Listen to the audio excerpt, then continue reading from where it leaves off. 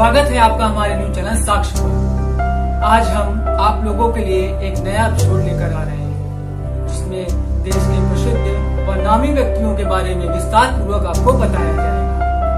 Bell icon दबाना और subscribe करना मत भूलिएगा। आइए चलते हैं हमारी इस खास स्पेशल रिपोर्ट में। अब जब हम छोटे थे तो हमारा गुजारा करने के लिए वे अड़ोस पड़ोस के घरों में बर्तन साफ करना, पानी भरना,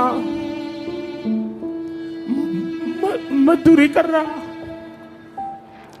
आप कल्पना कर सकते हैं कि एक मां ने अपने बच्चों को बड़ा करने के लिए कितना कष्ट उठाया।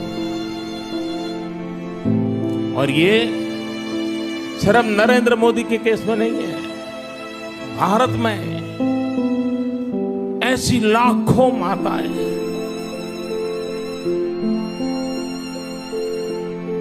जिन्होंने अपने बच्चों के सपनों के लिए अपना पूरा जीवन आहूत कर दिया है।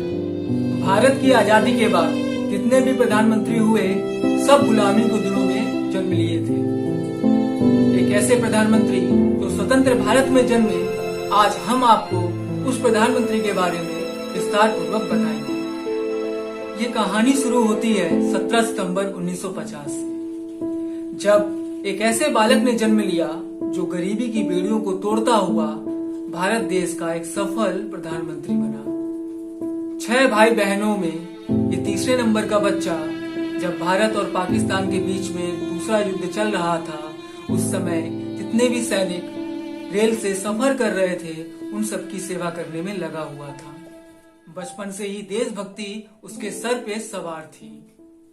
वडनगर में पैदा हुआ ये बच्चा स्कूल मास्टर के अनुसार औसत दर्जे का छात्र था, लेकिन वाद विवाद व नाटक प्रतियोगिता में उसकी बहुत रुचि थी। बचपन से ही अपने पिता के साथ चाय बेचने में उनकी मदद करने लगे और बाद में अपना खुद का एक उन्होंने स्टॉल लगाया। मात्र 6 वर्ष की आयु में ही एक बहुत ही बड़े संगठन राष्ट्रीय स्वयंसेवक संघ से वो जुड़ गए। अपनी प्रारंभिक शिक्षा पूरी करके जब वो विश्वविद्यालय के छात्र बने तो वो रोजाना आरएसएस की शाखा में जाने लगे। यहीं से उनकी राजनीतिक करियर की शुरुआत हुई। इससे पहले वो अपना ग्रेजुएशन पूरा कर 2 साल के लिए अपना घर छोड़कर एक सन्यासी की तरह पूरा जीवन जिए और अनेक धार्मिक स्थलों की यात्राएं की। 2 साल बाद जब वो वापस आए तो वो पूर्णतः रूप से आरएसएस से जुड़ गए और उनके राजनीतिक कैरियर एक निष्ठावान प्रचारक के रूप में शुरू हुआ। अप्रैल 1990 में जब केंद्र में मिलीजुली सरकारों का दौर शुरू हुआ तब उनकी मेहनत रंग लाई और 1995 के गुजरात विधानसभा चुनाव में भाजपा ने अपने बलबूते 2/3 बहुमतों को प्राप्त करके अपनी सरकार बना ली। इसी दौरान देश में 2 राष्ट्रीय घटनाएं हुई, जिसमें पहली घटना सोमनाथ से अयोध्या तक की रथ यात्रा, जिसमें आडवाणी जी के प्रमुख सारथी के रूप में इस शख्स ने अहम भूमिका निभाई। व दूसरी कन्याकुमारी से लेकर कश्मीर तक की मुरली मनोहर जोशी जी की रथ यात्रा में भी इन्होंने अपना अहम योगदान दिया। कुछ समय बाद शंकर सिंह वघेला, जो कि गुजरात के तत्कालीन मुख्यमंत्री थे, उन्होंने अपनी पार्टी को इस्तीफा दे दिया, जिसके बाद केशुभाई पटेल जी को गुजरात का मुख्यमंत्री बना दिया गया और इस शख्स को दिल्ली बुलाकर भारतीय जनता पार्टी ने संगठन की दृष्टि से केंद्रीय मंत्री का दायित्व इन्हें सौंपा। 1995 से लेकर 1998 तक ये भाजपा के केंद्रीय मंत्री के रूप में कार्य करते रहे व 1998 में इन्हें भाजपा का राष्ट्रीय महामंत्री बना दिया गया। 2001 में केशुभाई पटेल की तबीयत बिगड़ने लगी और भाजपा कई सीट चुनाव में हार रही थी। ऐसे में इन्हें पटेल सरकार में उप मुख्यमंत्री बनने का प्रस्ताव दिया गया। तब इन्होंने पार्टी अध्यक्ष आडवाणी जी व पार्टी के दिग्गज नेता अटल बिहारी वाजपेयी जी से कहा, यदि गुजरात की जिम्मेदारी देनी है तो पूरी दे, अन्यथा ना दे। यह शख्स कोई और नहीं, हमारे वर्तमान के प्रधानमंत्री श्री नरेंद्र मोदी हैं। इनका पूरा नाम नरेंद्र दामोदर दास मोदी है।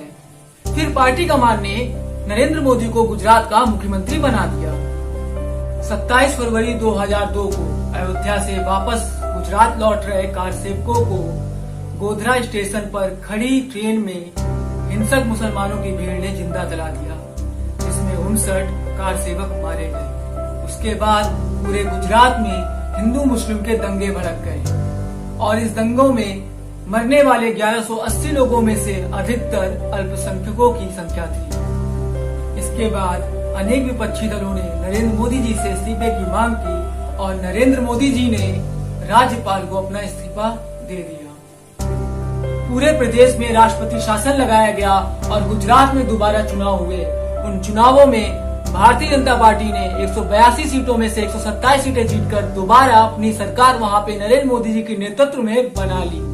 सुप्रीम कोर्ट ने एक विशेष जांच दल SIT का गठन किया और यह जानने की कोशिश की कि कहीं मोदी का इस पूरे प्रकरण में कोई हाथ तो नहीं है, पर SIT ने पूरी कार्रवाई के दौरान ऐसा कुछ भी सबूत नहीं मिला जिससे वो सिद्ध कर पाते कि इस पूरे प्रकरण में मोदी का हाथ है। 26 जुलाई 2012 को नई दुनिया के संपादक साहिर सिद्दीकी को मोदी ने एक इंटरव्यू देते हुए कहा कि 2004 में मैं पहले ही कह चुका हूं कि 2002 सांप्रदायिक दंगों में मैं माफी क्यों मांगू। यदि मेरी सरकार ने ऐसा किया है तो उसके लिए मुझे सरेआम फांसी दे देनी चाहिए।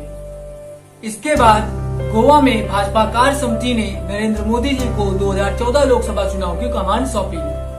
फिर 13 सितंबर 2013 को नरेंद्र मोदी को भाजपा की तरफ से प्रधानमंत्री पद का उम्मीदवार घोषित किया गया। मोदी ने प्रधानमंत्री उम्मीदवार होने के बाद में लोकसभा चुनाव 2014 की कमान श्री राजनाथ सिंह को दे दी। इसके बाद नरेंद्र मोदी ने पूरे भारत का भ्रमण किया। इस दौरान 3 लाख किलोमीटर की यात्रा कर पूरे देश में 437 बड़ी रैलियां, 3D सभाएं, चाय पे चर्चा आदि सब मिलाकर कुल 5,827 कार्यक्रम किए। चुनाव अभियान की शुरुआत मां वैष्णो देवी के आशीर्वाद लेकर जम्मू से की और समापन मंगल पांडे की जन्मभूमि बलिया से किया। सांसद प्रत्याशी के रूप में मोदी ने 2 लोकसभा सीटों वाराणसी व वडोदरा से चुनाव लड़ा और दोनों ही निर्वाचन क्षेत्रों में भारी मतों से विजय प्राप्त की। चुनाव में जहां एनडीए ने 338 सीटों को प्राप्त कर एक बड़े संसदीय दल के रूप में उभरा, तो वहीं अकेले भारतीय जनता पार्टी ने 282 सीटों पर जीत प्राप्त की और कांग्रेस मात्र 44 सीटों पर सिमट कर रह गई। नरेंद्र मोदी स्वतंत्र भारत में जन्म लेने वाले एक ऐसे व्यक्ति हैं जो सन 2001 से 2014 तक लगभग 13 साल गुजरात के 14वें मुख्यमंत्री रहे व बाद में प्रधानमंत्री बने। साथ में ही मोदी देश के चौथे सबसे लंबे शासन करने वाले प्रधानमंत्री बने और पहले सबसे लंबे शासन करने वाले गैर कांग्रेसी प्रधानमंत्री बने जब 2019 में आम चुनाव में दोबारा जीतकर सत्ता में वापस आए। भाजपा ने 303 सीटें व भाजपा की अगुवाई में एनडीए ने 353 सीट जीती। नरेंद्र मोदी जी को अनेक पुरस्कारों से भी सम्मानित किया गया है। उन्हें सऊदी अरब का सर्वोच्च नागरिक सम्मान अप्रैल 2016 में, जून 2016 में अफगानिस्तान का सर्वोच्च नागरिक सम्मान, संयुक्त अरब अमीरात ने 4 अप्रैल 2019 को अपने देश का ऑर्डर ऑफ जयद नामक सर्वोच्च नागरिक सम्मान व रूस ने 12 अप्रैल 2019 को सर्वोच्च नागरिक सम्मान सेंट एंड्रू ऑर्डर से सम्मानित किया है। नरेंद्र मोदी हर एक बच्चे की जुबान पर है, पर नरेंद्र मोदी के बारे में आज हमने आपको विस्तार से बताया। ये हमारा सिद्धांत है, हम घर में घुस के मारेंगे। कोई देश ऐसी असहाय अवस्था में नहीं रह सकता है।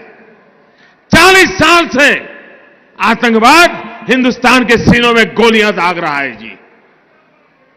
भारत मां की सीने में गोलियां दागी जा रही है, बम धमाके किए जा रहे हैं, निर्दोषों को मारा जा रहा है। लेकिन वोट बैंक की राजनीति में डूबे हुए लोग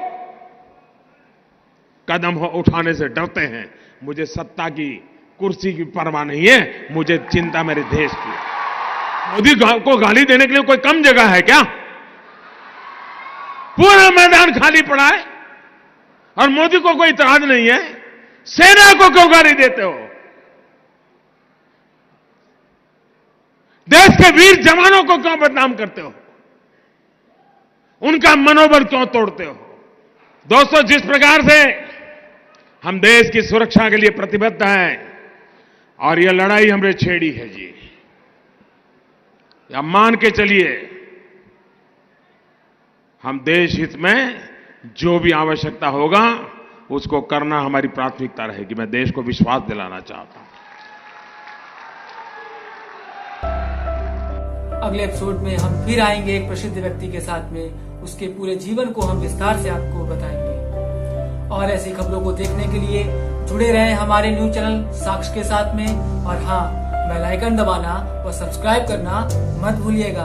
मैं आपका अपना शामिल प्रताप सिंह एक बार फिर हाजिर होऊंगा एक नई खबर के साथ। तब तक के लिए आप अपना, अपने परिवार का विशेष ख्याल रखिएगा। नमस्कार।